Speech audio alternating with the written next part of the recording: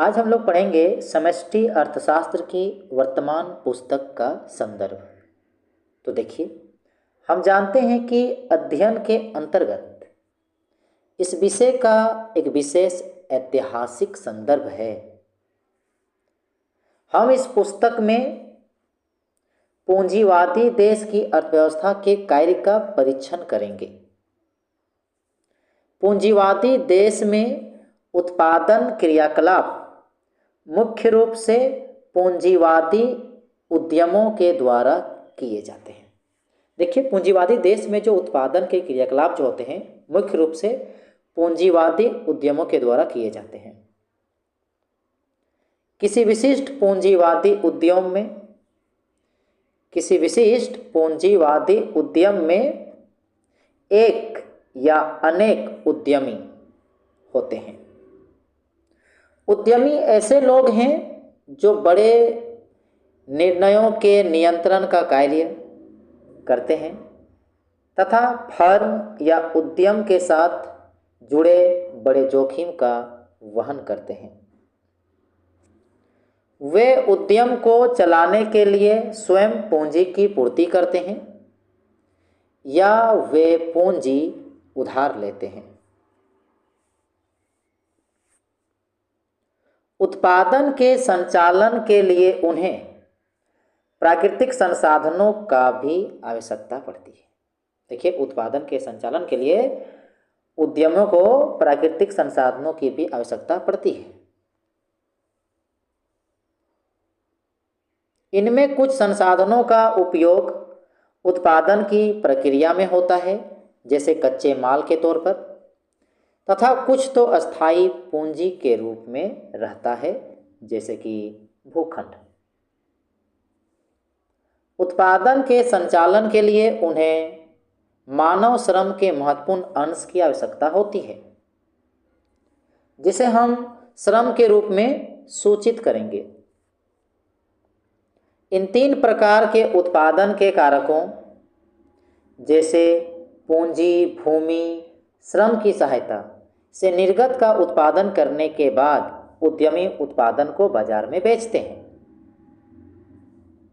इससे प्राप्त मुद्रा को संप्राप्ति कहते हैं। इस संप्राप्ति का कुछ अंश भूमि को उसके उपयोग के लिए अधिशेष के रूप में प्रदान किया जाता है। इसी प्रकार कुछ अंश पूंजी की ब्याज के रूप में तथा कुछ श्रम की मजदूरी के रूप में प्रदान किया जाता है। मतलब जितने भी संप्राप्ति प्राप्त होते हैं तो उसका कुछ अंश भूमि को उसके उपयोग के लिए दिया जाता है, कुछ अंश पूंजी की ब्याज के रूप में और कुछ श्रम की मजदूरी के रूप में प्रदान किया जाता है। अब शेष जो बचेगा, शेष संप्राप्ति को उद्यमी की आय कहते हैं, जो लाभ कहलाता है। इस लाभ का उपयोग उत्पादक आगे नई मशीन खरीदने अथवा नए कारखाने लगाने के लिए करते हैं, ताकि उत्पादन का विस्तार हो। उत्पादन क्षमता में वृद्धि लाने के लिए जो व्यय किया जाता है, उसे निवेश व्यय कहते हैं। संक्षेप में पूंजीवादी अर्थव्यवस्था की परिभाषा इस प्रकार दी जा सकती है। वह अर्थव्यवस्था जिसमें अधिकांश आर्थिक क्रियाकलापों के निम्नलिखित अभिलक्षण हो। क्या अभिलक्षण? देखिए, उत्पादन के साधनों पर निजी स्वामित्व होता है, बाजार में निर्गत को बेचने के लिए ही उत्पादन किया जाता है, श्रमिकों की सेवाओं का क्रय विक्रय एक निश्चित कीमत पर होता है, जिसे मजदूरी की दर कहते हैं। श्रम का क्रय विक्रय जिस दर पर किया जाता है उसे श्रमिक की मजदूरी दर कहते हैं। तो ये कुछ विशेष अभिलक्षण हैं जो पूंजीवादी अर्थव्यवस्था में देखने को मिलता है। यदि हम उपरोक्त तीन मानदंडों को विश्व के देशों के संदर्भ में लागू करें तो हम पाएंगे कि पूंजीवादी देश 3 से 4 वर्षों जो है दौरान अस्तित्व में आए। मतलब देखिए, यदि हम उपरोक्त 3 ये जो मापदंड था को विश्व के देशों के संदर्भ में लागू करें तो हम पाएंगे कि पूंजीवादी देश पिछले 3 से 400 वर्ष के दौरान अस्तित्व में आए। इसके अतिरिक्त वर्तमान में भी उत्तरी अमेरिका, यूरोप और एशिया के कुछ ही देश पूंजीवादी देशों के श्रेणी में आएंगे। कई अल्प विकसित देशों में, खास करके कृषि में, उत्पादन का कार्य किसान परिवारों के द्वारा किया जाता है। मजदूरी श्रम का प्रयोग कभी कभार होता है और अधिकतर श्रम कार्य परिवार के सदस्य स्वयं करते हैं। उत्पादन केवल बाजार के लिए नहीं होता है, उत्पादन का एक बड़ा अंश परिवार के द्वारा उपभोग में लाया जाता है। प्रायः किसानों के पूंजी स्टॉक में कोई महत्वपूर्ण वृद्धि नहीं होती है। अधिसंख्य आदिवासी समाज में भूमि का स्वामित्व नहीं होता है। भूमि का स्वामित्व समस्त जनजाति के पास हो सकता है। हमने इस पुस्तक में जो विश्लेषण प्रस्तुत किया है वो ऐसे समाजों पर लागू नहीं होता है, किंतु यह सच है कि अनेक विकासशील देशों में जो उत्पादन की इकाइयां मौजूद है किंतु यह सच है कि अनेक विकासशील देशों में जो उत्पादन की इकाइयां मौजूद है वह पूंजीवादी सिद्धांतों के अनुरूप हैं। इस पुस्तक में उत्पादन इकाइयों को फर्म कहा गया है। किसी फर्म के कारोबार के संचालन का दायित्व उद्यमों के ऊपर होता है।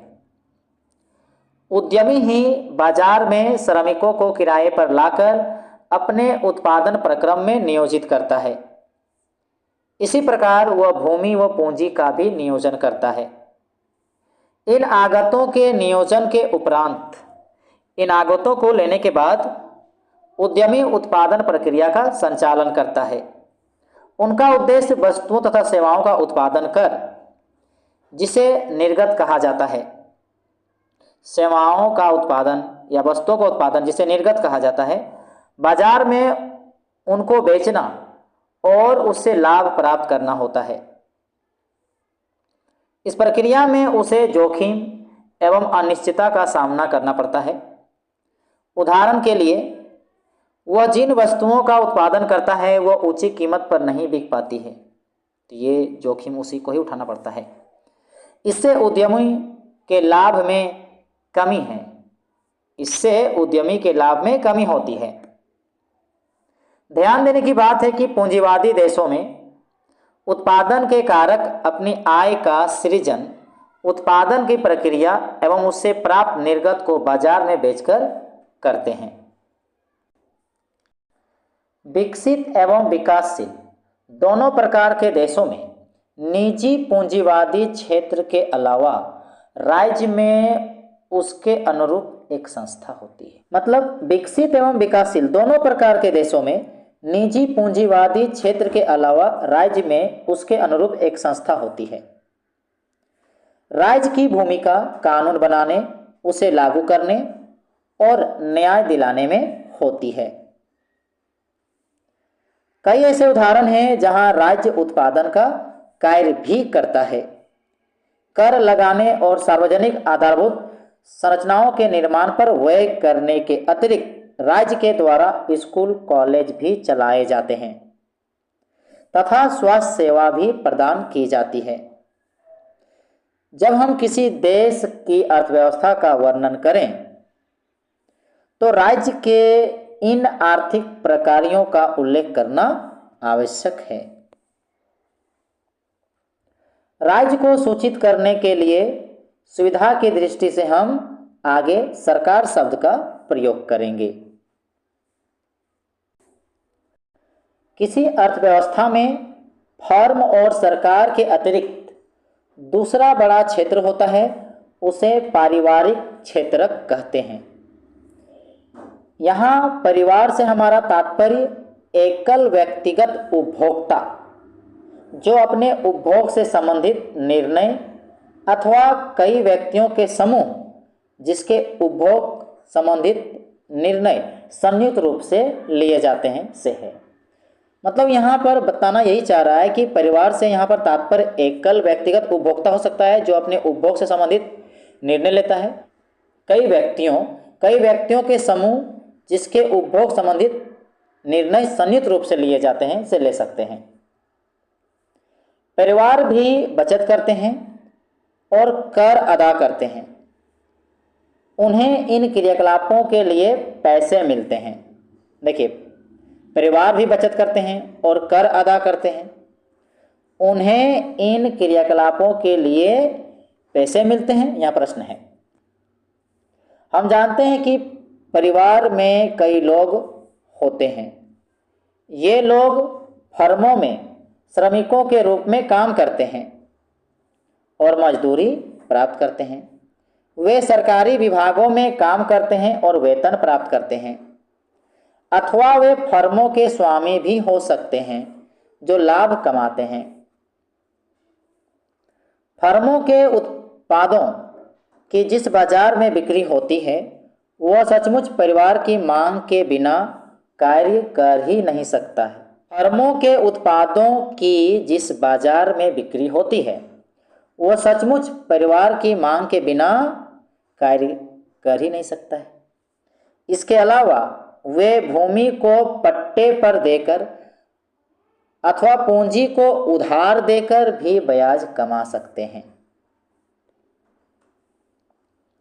अभी तक हमने देशीय अर्थव्यवस्था के प्रमुख घटकों का उल्लेख किया है, लेकिन विश्व के सारे देश बाह्य व्यापार भी करते हैं। बाह्य क्षेत्र हमारे अध्ययन का चौथा महत्वपूर्ण क्षेत्र है। बाह्य क्षेत्र से व्यापार 3 प्रकार से हो सकता है। अब ये किस प्रकार होता है देखिए ध्यान से। जब कोई देश अपनी घरेलू वस्तु विश्व के अन्य देशों से बेचता है उसे निर्यात कहते हैं। दूसरा देखिए, कोई देश जब विश्व के अन्य देशों से वस्तुएं खरीदता है तो उसे आयात कहते हैं। आयात और निर्यात के अलावा दूसरी तरह से भी विश्व के अन्य देश किसी देश की अर्थव्यवस्था को प्रभावित करते हैं। लिखा है, आयात और निर्यात के अलावा दूसरी तरह से भी विश्व के अन्य देश किसी देश की अर्थव्यवस्था को प्रभावित करते हैं। तीसरा पॉइंट है, किसी देश की अर्थव्यवस्था में विदेशी मुद्रा का भी प्रवाह हो सकता है अथवा कोई देश विदेशों में भी पूंजी का निर्यात कर सकता है।